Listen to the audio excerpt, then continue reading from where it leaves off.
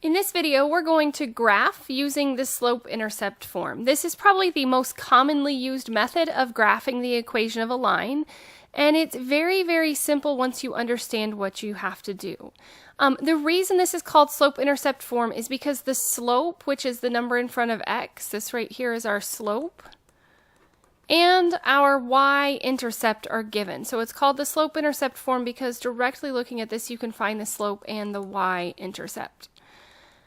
The y-intercept simply is just where it crosses the y-axis. So this tells us that, and that's going to always be our starting point. We're going to start at the point y equals 2 because this is saying that it crosses the y-axis, which is this up and down axis, at 2. So that's always our starting point. After you find your starting point, what you're going to do is use slope to find another point.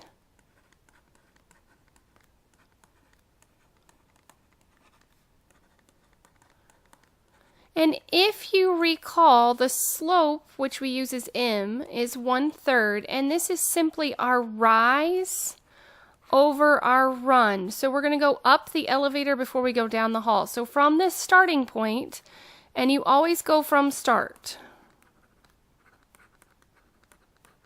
So from our starting point, which was y equals 2, we're going to rise 1 and then turn and run 3. So 1, 2, 3.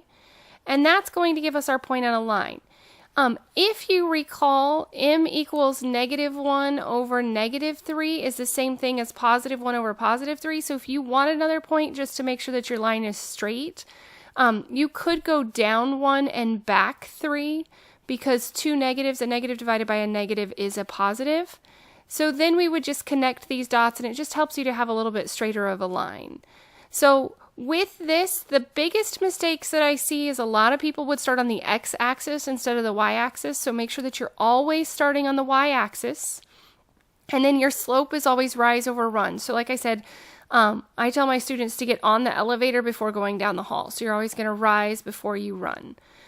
As always, thanks for watching. If you have any questions or there are any other topics that you need me to address, please just let me know.